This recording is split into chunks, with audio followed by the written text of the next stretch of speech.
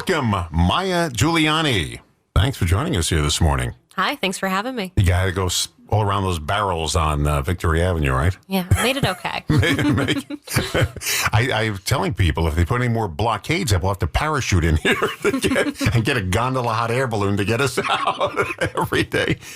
Mya is the marketing director for the Racine Heritage Museum. If you have been there, you're missing a jewel in this city. But it's actually for the whole county. Yes. But it's located in Racine, right there on Main Street at the corner of 6th and Main.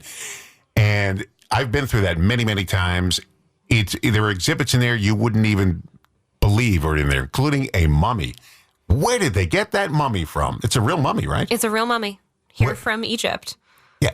How'd you get that? So, on eBay? I mean, what do you buy a mummy? One of the Horlick individuals of Horlick Malted Milk brought it back from an Egyptology excursion.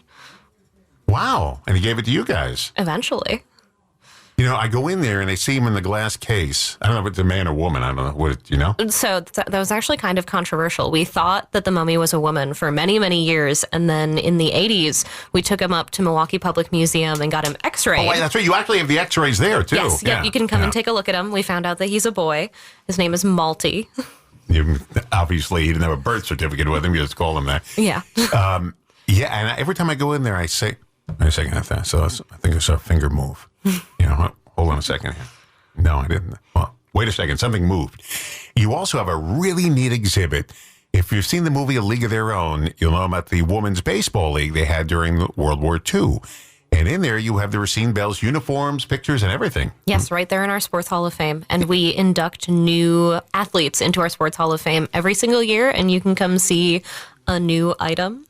How do you get that stuff? We talk to the athletes. They loan it to us. So right now we have things on display from 5 athletes, including Chris Maragos. That's a full-time job to keep loading up stuff in this museum. It keeps us busy. Now, when you move an exhibit out, and if you rotate them, I assume occasionally, where do you store them?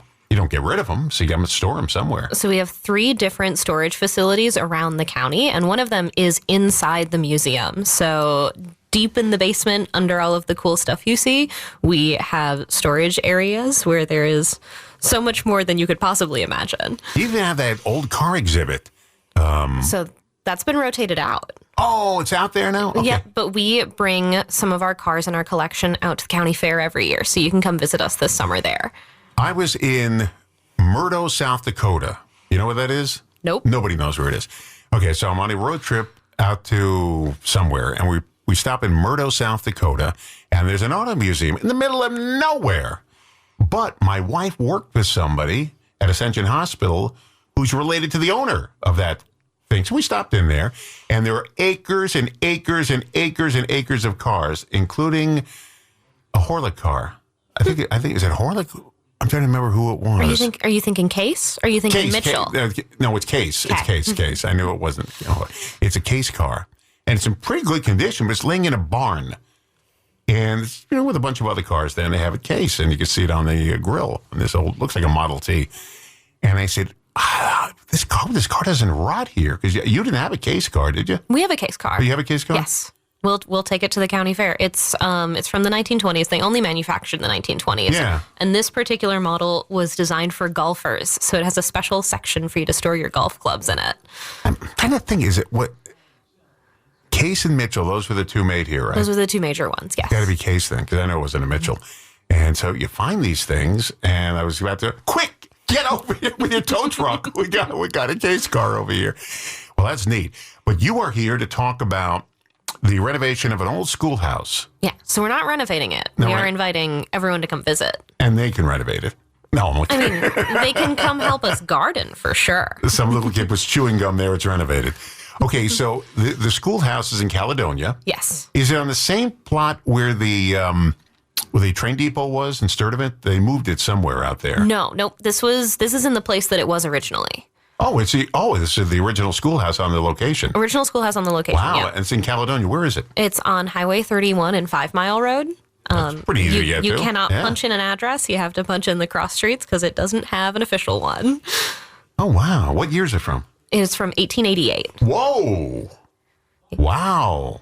I'm sure not a lot of people went through that schoolhouse. I mean, Surprisingly, no. It was actually built to be a Saturday schoolhouse for Bohemian children to learn Now, what's cultural and language lessons. Bohemian children. Children from Bohemia. Okay. Now, I think technically the Czech Republic. So they were learning, cultural history. The schoolhouse was built by their families for this Saturday school to be a place where they learned cultural and language lessons. It must have been preserved sometime because 1888, you think it would have fallen apart by now? Yeah, I am not sure what year it came under the stewardship of the museum, but we've been managing it for quite a while and been inviting school children to come out for years and years and years. How big is it? Pretty small. It's one room. The one-room schoolhouse, huh? Yeah. I had 970 people in my graduating class in high school. We had 4,000 students in my high school at any given moment. I couldn't use that schoolhouse. So 1888, I wonder what it was like back then. Yeah. It had to be pretty rural up there in Caledonia. It definitely was, yes. And I mean, it's still pretty rural today. Yeah, but not like that. Not like that. So students would come in on Saturdays. They would learn at blackboards. There's a wood-burning stove inside of the school to keep it warm. They played recess games in the schoolyard. They had outhouses, which are still functional today. Yeah, we call them porta potties. What year did it cease being a schoolhouse? Do you know? I'm not sure. Can't give you that information for sure. 2012. So it's just there for tourism now. It's there for tourism and it's there for education. So most students in Racine, the schools around the county, come to our schoolhouse in 3rd or 2nd grade and learn what school was like historically. So it's really there to kind of be an iconic field trip location. And our open house is the only time that the general public can come and visit in the year. We're talking to Mya Giuliani. She is the marketing director for the Racine Heritage Museum. And there's a schoolhouse, an old schoolhouse from 1888 that you'll get to see. And what's the date of the open house, by the way? Date of the open house is Saturday, May 2nd. Saturday, May. Oh, it's like coming up like soon. This Saturday This coming Saturday. up. What are the hours? It is 10 to 4. 10 to 4. Okay, that's pretty good. All day long. Rain or shine? Rain or shine? The schoolhouse doesn't leak, does it? Not that I know of. Now, how many people can you fit in there in an open house? I wouldn't put more than 30 in there, but we have a beautiful lawn where there will be activities. I don't want to be shoulder to shoulder with people, and like sardines in a can, where if somebody falls, they just stand up because they're too crowded. So 30 people can fit in there. 30 people could fit in there comfortably. I'm not sure how many desks we have in there, but you can sit down at a very small desk for children. I was going to ask you there, what's in there? Desks, blackboards, a stove, some of the books that originally came. Really? Yeah, you can come see some pretty cool stuff. You know what's amazing? From 1888, nobody decided to knock it down because things are knocked down all the time, And then you look back and say, why did they knock that down? It was so historic. But people do it because at the time, it doesn't seem historic. So how did that, where is it in the middle of a farm field or? It's right on the corner of the road. It's tucked away just a little bit. I think it is sheer luck that we've gotten to hold on to this piece of Racine history. Yeah, that's prime real estate. Yeah. We could put another McDonald's there on that corner and knock down this schoolhouse. I'm going to look it up on Google Maps because it's got to be on there. I think it might be. Well, it's got to be. It would have to be. Yeah, if it's an aerial shot. But I'm going to go to Google from 1890 and we'll see if it's on. Give me the Google map you took in 1890, see if it's there. Well, that's just fantastic. All right, that's May 2nd, this Saturday, 10 to 4. Yes. And there's parking there, I assume? You can park on the road. There's kind of a lot of space over toward the farm fields. Okay. And we'll have activities in the yard for kids, families, anyone of all ages. Well, that sounds like fun. Oh, I know what. That date sounded familiar to me. We have the Wisconsin Broadcasters Association Awards this Saturday. I said, May 2nd. Why does that ring a bell? I just figured that out. Well, that's just great. Now, we'll talk about some of the events that are coming up at the Racine Heritage Museum.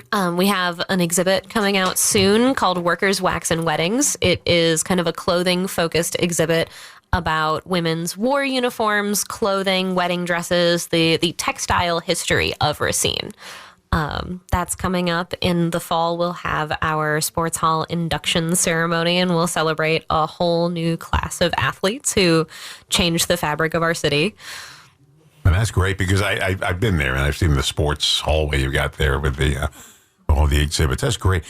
Now, when you induct somebody in, They're still alive sometimes, right? Sometimes, often. Do they come down? Usually. Oh, that's great. Yep. So we throw a big dinner. They come and speak. They meet a lot of high school athletes since we award high school athletes as well. And it's, just cool, special time to see all of these people happy to see each other. Well, that's great. And we are going to have something at the Racine Heritage Museum because on December 6th, this radio station turns 100 years old. And we're going to have some artifacts there. We actually have in our lobby the original license issued by not the Federal Communications Commission, whatever it was before it was called the FCC. We actually have that in our lobby. We'll give it to you, put it on display. We actually have a picture in the lobby, too, of Eleanor Roosevelt in front of our microphone. She was at Wingspread, and somebody took a picture of her right in front. Beautiful picture. I'll show you when you're on your way out. And see if we get a copy of that and see if we can put that in Absolutely. there. That's Eleanor Roosevelt in front of WRJN. And it's not photoshopped. Now everybody thinks everything is photoshopped or AI. It's not. It's real. So we'll put that there as well. Well, that's great. So give a little history of you. How'd you wind up at the Racine Heritage Museum? I kind of stumbled into it right after college. Did you have an interest in this kind of stuff? I always wanted to work in museums, and it is kind of everything I thought it would be. It's the coolest job to have. When I was growing up, I grew up in New York. And every year we went to one of three museums. We went to the Museum of Natural History, the New York Art Museum, and there was a third museum we used to go to there. It wasn't as big. But the Museum of Natural History there, right on Central Park West, it was huge. I mean, you could not go through that thing in a day. It was magnificent to go through. And I grew up at that museum. And we were talking before we went on the air. It has to be creepy to be a night, watchman at one of these museums, because especially if the museums where they have like exhibits with dinosaurs and things like that. Wait, I saw something move. What is it? Yeah, right. Or mummies. They're so big. Wait, that case was closed. Why is it open now? It can get just a little bit spooky when you're there by yourself and you the been there at building night? creaks. Oh yeah, maybe not late, but I've worked late before. And During a thunderstorm. Look, I'm getting goosebumps. During a thunderstorm, huh? You're in that building, all of a sudden, lights go out. we have definitely had power outages every once in a while. Old building downtown, you never know. Now, your building itself, that's kind of historic in its own. Yes, yeah, it was originally a Carnegie library. We moved in the early 60s. And it is still pretty original. And, the new library is behind us over on the lake there. So it hasn't gone far. But that used to be the Racine Public Library at one time? Yep. Oh, I didn't know that. Yep. Okay. Yeah. It was built during the craze of building Carnegie libraries. And, there aren't so many of those left. And you can come see our building, which is historical in itself. Dale Carnegie. Carnegie Hall, and also wrote the book of How to Win Friends and Influence People. Interesting guy. Something I should probably read. That's good. Okay, quick review here. Now, the reason you're here today is you are looking at the preserved historical building, the Racine Heritage Museum, celebrating the it's an annual thing, huh? Yes, every year. 1888 Bohemian Schoolhouse, open house, and that's, give us the address again, give us the dates, the times, and... That is at Highway 31 and 5 Mile Road, Saturday, May 2nd from 10 a.m. to 4 p.m. Come hang out. We'll have activities for kids. They'll learn how to play stick hoop and other old-timey recess games. Now, stick hoop, is that where you roll the hula hoop thing and with the stick? It sure is. How do I know that? I'm not that old. I think it's what we think of when we think of old-time recess. Yeah, they hit the hoop and it moves when they do it with the stick. Yeah. How do I know this? This is scary. So, not haunted, is it? Not that I know of. Anything from 1888, it's got to be haunted. I just think about what Racine was like back then in Caledonia. I don't know if was it called Caledonia back in 1888? I'm not even sure. I think so. Was it? There's a book we took out of the library, and they had to get it from another library. And it's the history of Racine, and it goes back, all the way to 1975. And my house was not in Racine back then. Racine crept up slowly from downtown. It kept going up and up and up. There wasn't even a town name back in the 1800s, because my house is over 100 years old. I don't know where it was. The house next door to me was built in the 1880s. And I don't know what it was called back then, but it wasn't Racine. And you look at these books, and it's kind of creepy. There's also books you can look at It tells you who used to, lived in your house. At the library, you got to wear white gloves to handle it, those type of books. And back then, they used to list your profession in the telephone directory or a directory, whatever it was. And mine was owned by a Lake Michigan sea captain. That's cool. He built the house in the early 1900s. And every time we have to move a wall or take it down, I look for gold doubloons. Maybe there's something he left in there. Not really anything in there. He kept all his stuff. But it's kind of, you walk around that house, you say, the sea captain back in 1900 was walking around my house or his house. Yeah, it's kind of exciting to know. Folks come to our archive all the time to research what happened in their house. You can do that. You can do that. You can come to our archive. You can visit us and do your own research. You can also hire us to do your research for you if you want. We have a great archivist, Liz Spade. She manages our whole archive. We have truly an incomprehensible amount of paper files. Wow, archivist, huh? I see, you had to learn that word. Archivist. There was something else I was going to ask you about. I can't remember what it is now. This is as you get older. Memory starts to fade. This is why I write things down all the time. Well, it was a pleasure having you in here. Yeah, thank you so much for having me on. Whenever you have a new exhibit or rotate some stuff in, let us know what got rotated in when you took the cars out. So that became right before the Lloyd. So that was a Frank Lloyd Wright exhibit that we had on loan from some people in Illinois. And then now it is upcoming our Workers, Wax, and Weddings, many W's exhibit. Alliteration. There's a word I learned at school. I never used it up until now. That Frank Lloyd Wright house, there's one right a few blocks from you, right there on Main Street. It's right on the lake, and I've been through there, and my head hits the ceiling when I was in there. I said, how short were these people when he built this place? Because the ceilings weren't high. Well, it's a pleasure having you in here. Yeah, thank you so much. And we'll be looking forward to having the WRGN, what do they call that? A Centennial? Centennial exhibit, yeah. It's 100 years old this December 6th. I thank you guys for letting us do that, first of all. Well, thank you for offering us these pieces. Yeah, and I got to say, if you haven't been to the Racine Heritage Museum, right there on Main Street, corner of 6th and Main, you got to go in there. Either bring your family in there, and you will spend hours in there just walking around looking. It's things you never thought about before. And it's all in there preserved. And what a jewel. Thanks for taking care of it. Absolutely. Yeah. When did the museum open up? In the 60s. Oh, okay. It wasn't that old then. I thought it was. So our historical society has existed for over 100 years. So our next anniversary will be our 150th, and I think that is 20-something years from now. Well, thank you, Mya. Mya Giuliani, who's the marketing director for our Racine Heritage Museum right there on Main Street. Stop in if you haven't done so already, okay? Thanks for coming in. Thank you.